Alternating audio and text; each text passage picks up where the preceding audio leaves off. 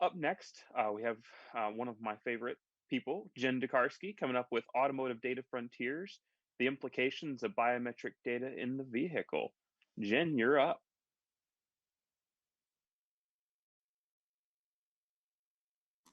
All right, outstanding. So for those of you who don't know me, I am both a lawyer and an engineer, depending on the day. I call myself a recovering engineer. Let's see if I can get the slides to actually work properly. And so I will actually wear that designation of engineer today. So I'm very excited to come to you today and talk about the implications of biometric data. When you think about the vehicle and the direction we're going with vehicles, it's really clear that applications for biometric and biometric data collection are just skyrocketing. It's a great opportunity for recognition and authentication, whether that's starting an engine with the systems that require a combined facial recognition, fingerprint, voice print, or even an iris scan. Those types of authentication tools, whether it's health monitoring. We're seeing more and more applications of an ECG in vehicle, in-dash glucose monitoring applications, and even ambient alcohol detection systems where you can have an interlock to prevent the use of a vehicle if someone actually blows whatever that required amount is to not legally drive. And as we move into more semi-autonomous applications, one of the big challenges, particularly in that level 4 realm, is making sure drivers are remaining sufficiently attentive. And the applications there are drowsy driver alerts, predictive analytics to be able to respond and have a vehicle take over control when someone's experiencing a health emergency, or even the idea of allowing for certain autonomous features for individuals who have health or mobility task issues. So the rise of biometrics, I think that this is just, we're at the tip of the iceberg on our applications.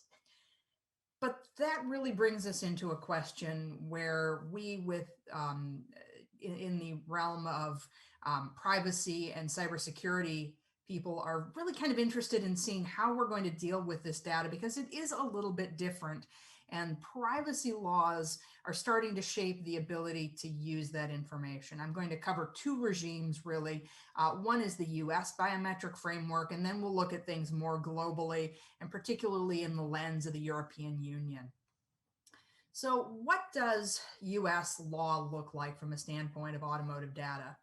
For most of you who are familiar with the US regime, you'll know that there's very little in terms of requirements for data collection and data protection within the vehicle.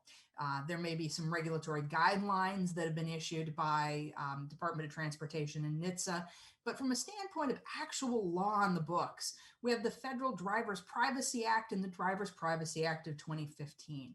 And what these really deal with as a general proposition are motor vehicle records. It's not even data that's collected within the vehicle.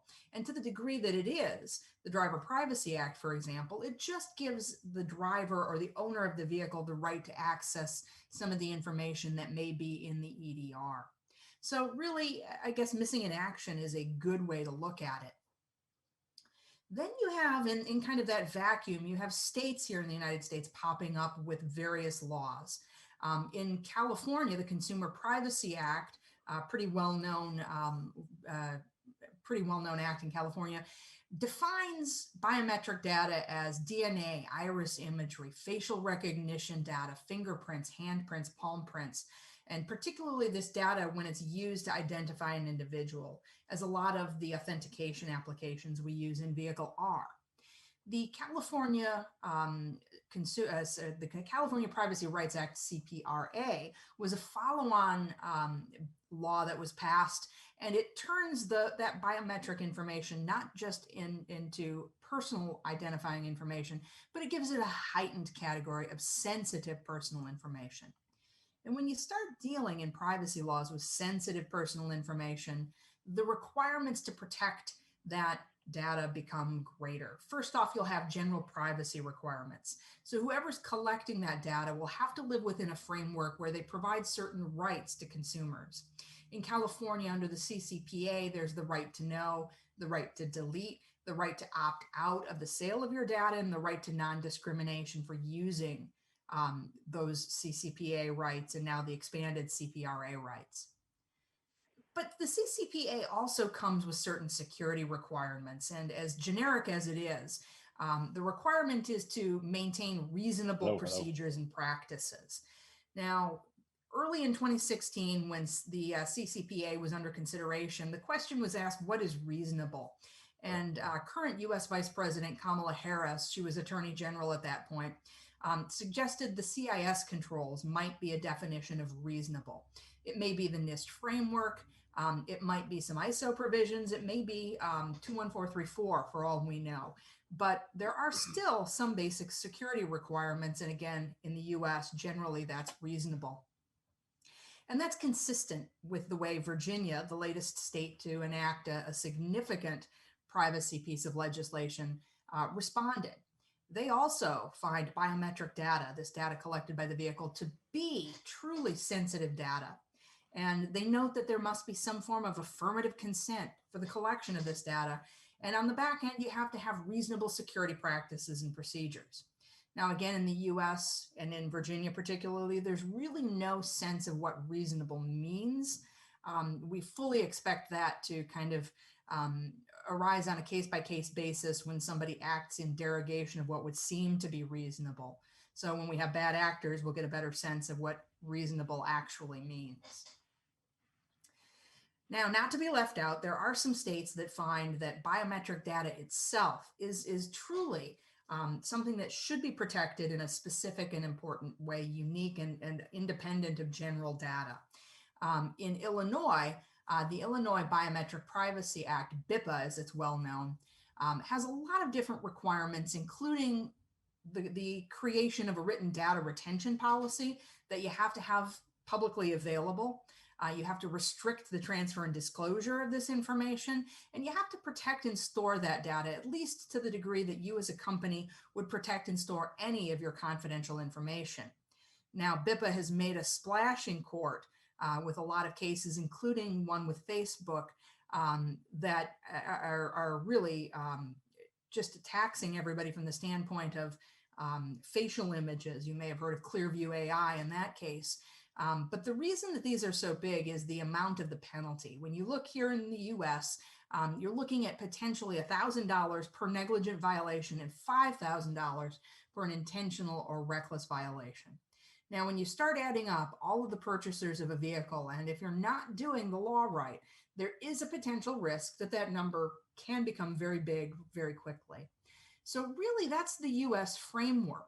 Other states have taken to the same notion of creating a BIPA, or as I like to call them, BIPA lights. Texas took the Illinois law, diluted it a little bit. Washington took the Texas law and diluted it even more. But these laws do still kind of govern with respect to people within those particular states here in the US. So when you're thinking about collecting information, there is a regime in the US, and a lot of people say, wait a minute. But Jen, isn't there the healthcare law? There's HIPAA, right? HIPAA is indeed the law in the United States that would protect health-related data. But when you think about the information that your vehicle's collecting, if you're using an authentication feature, you're collecting somebody's fingerprint, somebody's voice, or somebody's facial features and using that to recognize somebody. Or even if you're collecting some of the health data we talked about, whether it's an ECG or glucose information, that's still not necessarily something that would fall under HIPAA. To be involved with HIPAA, you actually have to have in the equation a healthcare provider, a healthcare plan, or what we call a healthcare clearinghouse. So from that standpoint, if you do ever partner with one of those organizations or entities, if you're working with a clinic, if you're working with basically any type of healthcare provider or health plan, then you'll definitely want to consider the security rule. But the next time you hear somebody say, but what about HIPAA in the car? You can just smile and say, there's no doctor here. We're not concerned about that at this point in time. So that kind of concludes our tour of the United States from a standpoint of privacy and security. What we anticipate is a spate of legislation, state to state, that may start to further regulate it. At this point in time, I seriously don't think that NHTSA, outside of the guidance that they issued for cybersecurity, is going to do anything specific on automotive data related to healthcare. As a matter of fact, our regulatory scheme has offshored most of the privacy to the Federal Trade Commission. So if we're looking at anything in the automotive context, we will look to the Federal Trade Commission. And from a standpoint of things that are applicable to automotive data and healthcare, really there's not an intersection of a lot of those materials out there. So watch for more on biometric data in the US, but don't expect anything of a level of detail that we see globally. So what do we see globally? Well, first off, let's take a look at the GDPR. And again, this is probably one of the best frameworks to contextualize where the globe is, because China and other countries are coming along with their own schemes. But the European Union really has a good sense of explaining the importance of this type of data and creating frameworks to work within. So personal data under Article 4, biometric data falls squarely here. I mean, you'll have things like mental health history, other different types of identifiers, height and weight information, genetic data. And really, when you get into the principles of the GDPR, this all makes sense. The framework really is about providing for the lawfulness, fairness, and transparency. It seeks to limit the uses and the purposes of those uses. It looks for data minimization, so not collecting more than you need to perform whatever function. It's really striving for accuracy, storage limitation, and integrity and confidentiality with that data.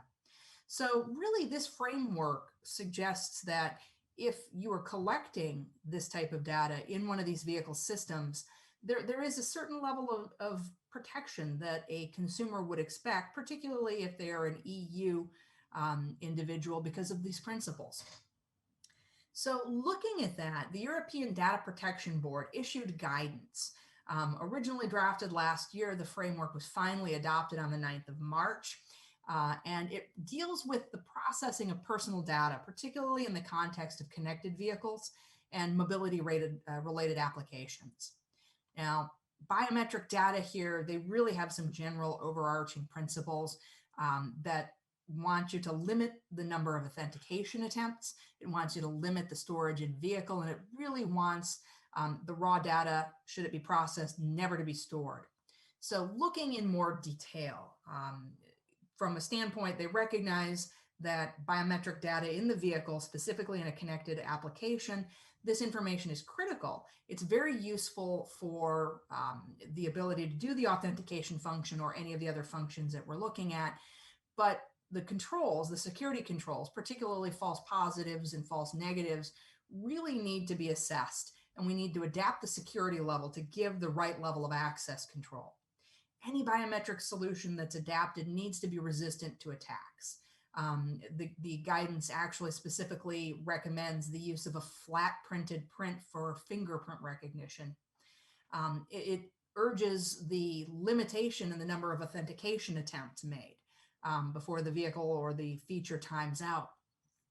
It also wants to make sure that when you're using cryptographic algorithms, that you are complying with the state of the art. Now, I'll tell you, from a standpoint of those of us in the legal field, when we see the words state of the art, our minds kind of do a little bit of an explosion, because we know that is a very high threshold. And even if you're living in the state of the art from a standpoint of designing security systems, you know how rapidly the state of the art changes. We also know the development timeline of a vehicle. And again, in my experience, I design steering columns. Knowing how long that takes and the speed of change, staying with the state of the art is something that just is a challenge that we're all going to need to be diligent on. And finally, their final recommendation with the EDPB guidance was to try to take that information and use it without ever actually storing it. And that really even is a call to not store things locally. So the usefulness of this data brings us to a point where if you're not storing it locally and you're not really truly storing it at all, there may be some excellent applications. Authentication may be a fantastic application. Some of the emergency health warnings may be fantastic. But those who are truly marketing and trying to get excited about some of these biometric applications in the vain hope that the data will be coming their way and they'll be able to do this mass collection and monetization, that's something we really need to guard against. And that's where some of the guidance from the EU really sets the duck up to try to convince us against going from that approach.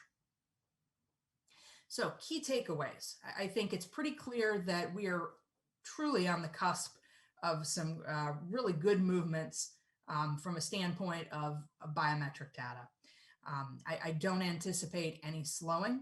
I can clearly see that this is a fantastic approach for authentication.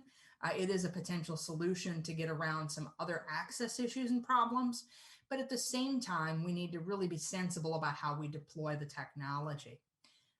We have to consider both the privacy and the security efforts, because privacy really will drive security in this sense, because we recognize biometric data as a heightened piece of data that requires more important protections. It requires heightened protections, and it really requires kind of a heightened strategy when you're employing and deploying the collection of biometric information. It really matters through the entire data chain, from start to finish, what you are processing, how you're processing it, where the data resides, does it reside anywhere?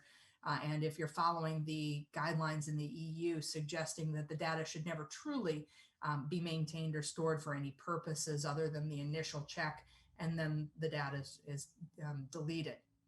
And finally, again, our security efforts have to be truly significant. The EU has endorsed the notion of state of the art, so we really can't slack off on biometric data from that standpoint. We need to engage and truly be cutting edge and think about the ways that we design our systems that collect and process biometric data so that we are easily able to modify and roll with the times, whether that's an update over the air or what that might be. We really need to be flexible and agile in the literal and kind of connotation sense of agile. We need to be there and grounded. So I look forward truly to seeing a lot of questions with biometric data involved. From my standpoint in the legal field, we're fielding more and more questions, which really excites me about the technology itself and the implication of considering and contemplating additional uses. So I would like to open it up. If anyone has any questions, please feel free and type them in. And Joby, let me invite you back to poke away if we do have any questions.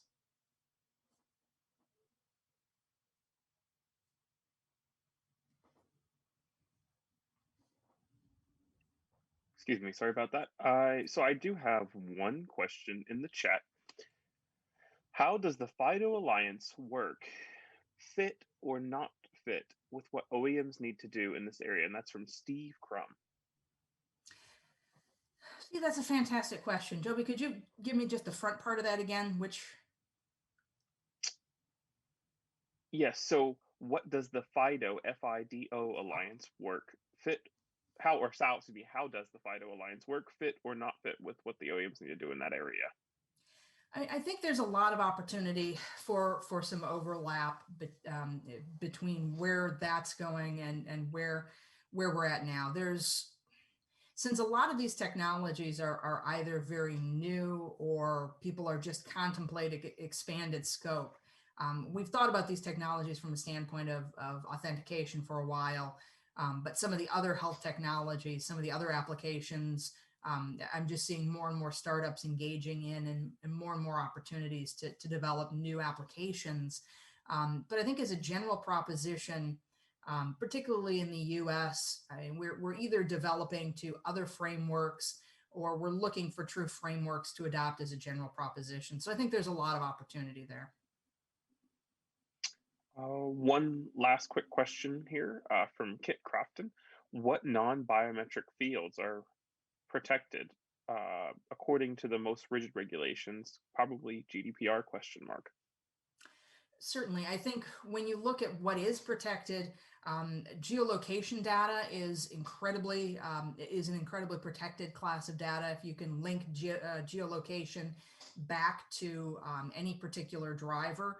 Likewise, criminal history. These are both flagged under the EDPB guidance. Criminal history is an interesting one because if you have positional data like a geolocation data, you have speeds, you then could easily cobble together that this driver was illegally speeding in this particular area or was at a venue where an illegal activity happened at any given point in time. So that type of data is just as highly sensitive and needs additional controls like biometric data.